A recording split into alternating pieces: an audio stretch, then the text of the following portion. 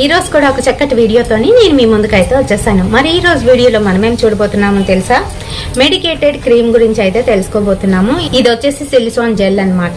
ఈ జెల్ ఎప్పుడో ఉపయోగించాలి, ఫేస్ కి ఎలా ఉపయోగించుకోవాలి, ఇది కంటిన్యూ చేయొచ్చా చేయకూడదా, ఇది వాడిన తర్వాత మళ్ళీ ఆపేస్తే మనకి ఏమైనా ఇబ్బందులు వస్తాయా రావా అనే దాని గురించి క్లియర్ గా అయితే చెప్తాను. కాబట్టి ఫస్ట్ నుంచి లాస్ట్ వరకు ఎక్కడ కూడా స్కిప్ చేయకుండా చూడండి.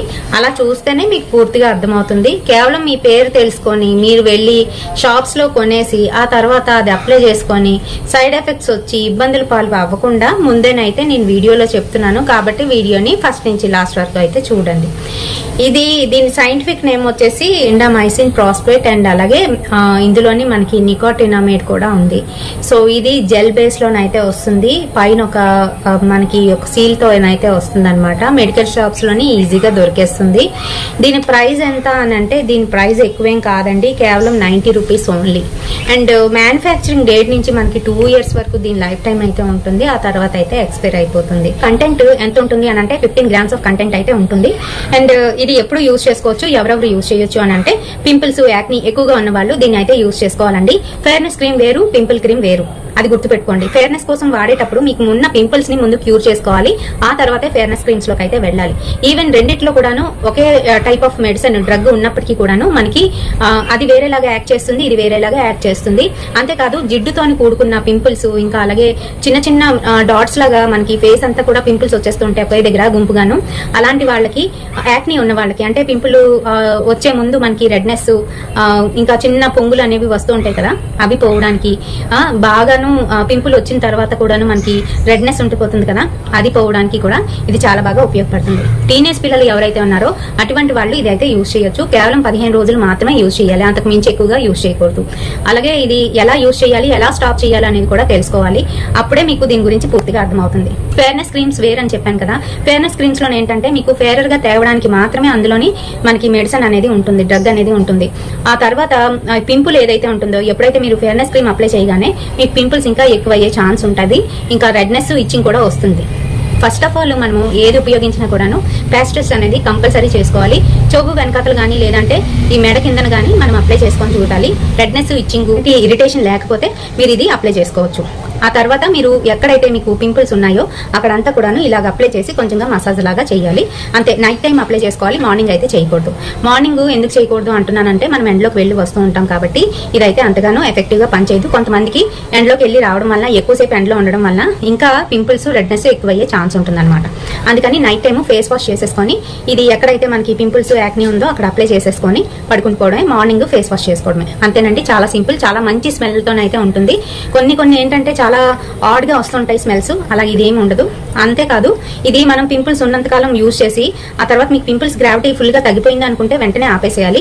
15-14 రోజులకు మించి వాడకూడదు. ఏవైనా మెడికేటెడ్ క్రీమ్స్ నేను చెప్పేవి ఏవైనా కూడాను మీరు 15-14 రోజులకు మించి వాడకూడదు. అలాగే ఫేస్ కి వాడాల్సినవి ఫేస్ కి మాత్రమే వాడాలి, మిగతా బాడీకి వాడాల్సినవి బాడీకి మాత్రమే వాడాలి. అంతేగాని వీటికి వాటికి డిఫరెన్స్ ఉంటుంది కూడాను. క్రీమ్స్ లాంటివి వాడారంటే ఇబ్బంది పడవలసిన అవసరం ఉంటుంది. సో ఓపెన్ చేస్తే మనకి క్రీమ్ వచ్చేసి ఈ విధంగానైతే ఉంటుందండి. ఇది ఫెయిర్నెస్ కోసం అని చెప్పేసి మనకి ఎక్కువగా ఆన్లైన్ లో అయితే కనిపిస్తుంది. పైన చూసుకుంటే మనకి ఒక సీల్ అయితే ఇస్తారనమాట. ఓపెన్ చేస్తే ఇదిగోండి జెల్ బేస్ లోనైతే ఉంటుంది, కలర్లెస్ గాను. మంచి ఫ్రీగ్రెన్స్ కూడా ఉంటుంది.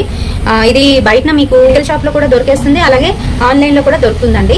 చాలా మంది ఏంటంటే ఇది ఫెయిర్నెస్ కోసం అనుకుంటారు, ఫెయిర్నెస్ కోసం అయితే కాదు. మీకు ఒకటి గుర్తుపెట్టుకోండి, మెడికేటెడ్ క్రీమ్స్ లోని మనకి కొన్ని మెడికేటెడ్ క్రీమ్స్ లోని స్టెరాయిడ్స్ కూడా మిక్స్ అయి ఉంటాయి. కాబట్టి వన్స్ అది మనం యూజ్ చేసిన తర్వాత, అది ఆపేసిన తర్వాత మళ్ళీ మనకి ఫేస్ లోని ఆ గ్లో అంతా పోయి ఇంకా ఎక్కువైపోయే ఇబ్బందులు ఎక్కువయ్యే ఛాన్స్ అయితే ఉంటుంది. కాబట్టి ఏవైనా ఫిజిషియన్ మనకి దీన్ని ఎప్పటి వరకు అప్లై చేయమంటారో అప్పటి వరకు అప్లై చేయాలి, అంతకు మించి అయితే చేయకూడదు. ఇది కూల్ అండ్ డ్రై ప్లేస్ లోనైతే మీరు స్టోర్ చేసుకోవాలి. సన్ లైట్ కి ఎక్స్పోజ్ అవ్వకూడదు, ఎక్స్టర్నల్ యూజ్ ఉంది. ఇంకా చిన్నపిల్లల నుంచి దూరంగానైతే ఉంచండి. కలర్ ఇంప్రూవ్మెంట్ కి కూడా పనిచేస్తుందా అని అంటే పనిచేస్తుంది. ఇది అప్లై చేసుకున్నంత కాలం బాగానే పనిచేస్తుంది. ఆ తర్వాత అయితే మళ్ళీ నార్మల్ గానే అయితే వచ్చేస్తారు. ఇది అప్లై చేసే రోజులు నైట్ మీరు అప్లై చేస్తారు కదా, ఇందులో మీరు మటుకు ఎక్కువగా ఎండ్లో ఎక్స్పోజ్ అయినట్లయితే ఇబ్బంది అయితే వస్తుంది. రెడ్నెస్, ఇచ్చింగ్ కూడా స్టార్ట్ అయిపోతాయి.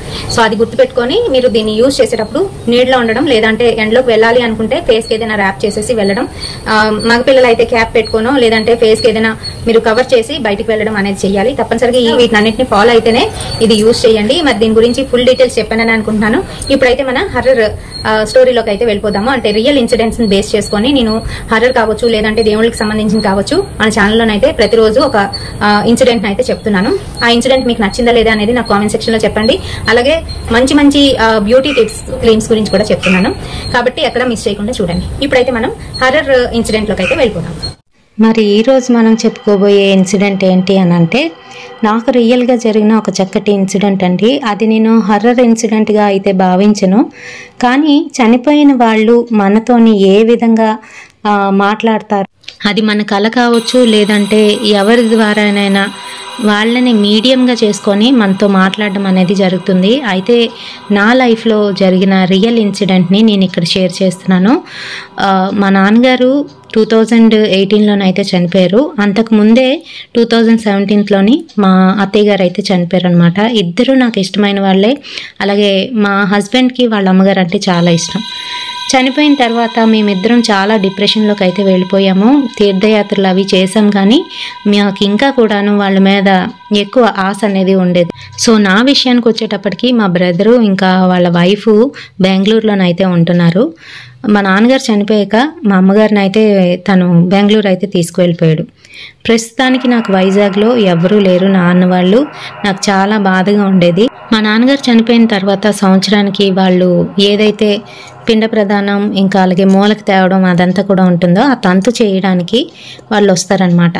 వాళ్ళు వచ్చే సమయానికి నాకు ఆ రోజు నైట్ ఒక కల అయితే వచ్చిందండి. ఆ కళలోనే ఏంటంటే నేను రైల్వే స్టేషన్లో ఉన్నాను. అది కూడా చిమ్మ చీకటిగానైతే ఉంది. అక్కడ లైట్స్ అయితే వెలుగుతున్నాయి అన్నమాట. ఇంకా రైల్వే స్టేషన్ నిండా కూడాను జనాలు మటుకు చాలామంది ఉన్నారు, కానీ ఎవరి మొహాలు నాకు కనిపించలేదు. అంతా కూడాను షాడోస్ అన్నమాట. అంటే అక్కడ నీడల్లాగే జనాలు ఉన్నారు, అంటే నల్లగానైతే కనిపిస్తున్నారు. మా నాన్నగారు చేయి గట్టిగా పట్టుకున్నాను, ఆయన వాళ్ళ మధ్యలో నుంచి తీసుకువెళ్తున్నారనమాట. కొంత దూరం వెళ్ళేసరికి ఆయన చెయ్యి ఎలా వీడిపోయింది. ఆయన ముందుకు వెళ్ళిపోతున్నారు, నేను వెనకతలే ఉండిపోయాను. నాకు భయం వేసి పిలుస్తున్నాను, నాన్నగారండి ఒకసారి చూడండి, నేను వెనకతలు ఉండిపోయాను, ఆగండి అని. ఈలోగా మా నాన్నగారు ఏంటంటే ఆ జన సమూహంలో నుంచి కొంచెం ముందుకైతే వెళ్ళిపోయారు. మనం ప్లాట్ఫామ్ మారడానికి బ్రిడ్జ్ ఉంటుంది కదండి, మెట్లు ఉంటాయి, మెట్ల దారి. ఆ మెట్ల దారి పైకి అయితే వెళ్ళిపోయారు. అక్కడికి వెళ్ళిన తర్వాత ఆయన వెనక్కి తిరిగి నా కాస్త చూసి, అమ్మ నువ్వు రాకు, అక్కడే ఉండు, వెనకతల బావ ఉన్నాడు, బావతో కలిసి ఇంటికి వెళ్ళిపో, నేను తిరుపతికి వెళ్ళి మళ్ళీ వచ్చేస్తాను అని చెప్తున్నారు. అయితే ఆగండి నేను వస్తానంటే, వద్దమ్మా నువ్వు రాకు, నువ్వు అక్కడే ఉండు, నేను వెళ్ళి మళ్ళీ తిరిగి వచ్చేస్తాను, తొందరగా వచ్చేస్తానని చెప్పి వెళ్ళిపోతున్నారు. వెనక్కి తిరిగి చూస్తే మా బావగారు ఉన్నారండి. ఆయన చాలా పెద్ద ఆయన. సో రామ్మ ఇంటికి వెళ్ళిపోదాం అని చెప్పి నా చేయి పట్టుకొని తీసుకువెళ్ళిపోయారు. ఇలా కల వచ్చింది ఏంటో నాకు అస్సలు అర్థం కాలేదు. అయితే లేచి చూసేసరికి కరెక్ట్గా 4:30 అలా అవుతుందండి మార్నింగ్. నేను చాలా బాధపడ్డాను. మా నాన్నగారు మళ్ళీ నన్ను వదిలి వెళ్ళిపోయారని బాధపడుతున్నాను. అయితే మా అమ్మగారు వాళ్ళు వచ్చి మా నాన్నగారికి సంవత్సరికం అంతా కూడా కంప్లీట్ చేసి ఆ పూజ అంతా కూడా తంతు చేసి మళ్ళీ బెంగళూరు వెళ్ళిపోవాలన్నమాట. మా తమ్ముడు వాళ్ళకి అప్పటికే పిల్లలు లేరు, 2 years అవుతుంది మ్యారేజ్ అయ్యి. అయితే తను వాళ్ళ అమ్మగారి ఇంటికి వెళ్ళి ఒక 10 days ఉండి మళ్ళీ వచ్చేస్తాను అత్తయ్య అని చెప్పి వాళ్ళ అమ్మగారి ఇంటికి అయితే వెళ్ళింది తను. మా తమ్ముడు మా అమ్మగారు మా ఓన్ హౌస్లోనైతే ఉన్నారండి. సో తను రిటర్న్ వచ్చిన తర్వాత వాళ్ళు బెంగళూరు వెళ్ళి అక్కడి నుంచి తిరుపతి వెళ్ళే ప్రోగ్రాం ఉందన్నమాట. సో అయితే ఈ మధ్యలోని తనకి తెలియకుండానే ఒకరోజు అన్కాన్షియస్ అయితే హాస్పిటల్కి తీసుకువెళ్ళారు. అప్పుడు తెలిసిన విషయం ఏంటంటే తను 2 months ప్రెగ్నెన్సీ అని చెప్పేసి. సో 2 months ప్రెగ్నెన్సీ ఎక్కడికి వెళ్ళకూడదండి అని చెప్పి అక్కడే ఉంచేశారు. ఆ తర్వాత తనకి బాబు అయితే పుట్టాడండి. బాబు సేమ్ మా నాన్నగారు లాగే ఉంటాడు. సో ఇది నా లైఫ్లోని జరిగిన రియల్ ఇన్సిడెంట్ మీతో షేర్ చేస్తున్నాను. ఇలాంటివి మన ఇంట్లోని చాలానే జరుగుతూ ఉంటాయండి. ఏంటంటే అక్కడ నాకు అర్థమైంది ఏంటంటే ఆ కళ ద్వారా నేను వెళ్తున్నాను కానీ మళ్ళీ తిరిగి త్వరగా వచ్చేస్తాను అని అంటే ఈ రూపంలో తను మళ్ళీ వచ్చాడని నేను చాలా హ్యాపీగానైతే ఫీల్ అయ్యానండి. సో ఇలాంటి ఇన్సిడెంట్ మీకు కూడా జరుగుంటే తప్పకుండా లైక్ అయితే ఇవ్వండి. రేపటి సరికొత్త వీడియోతోని మళ్ళీ మీ ముందుకు వచ్చేస్తాను. Until then bye.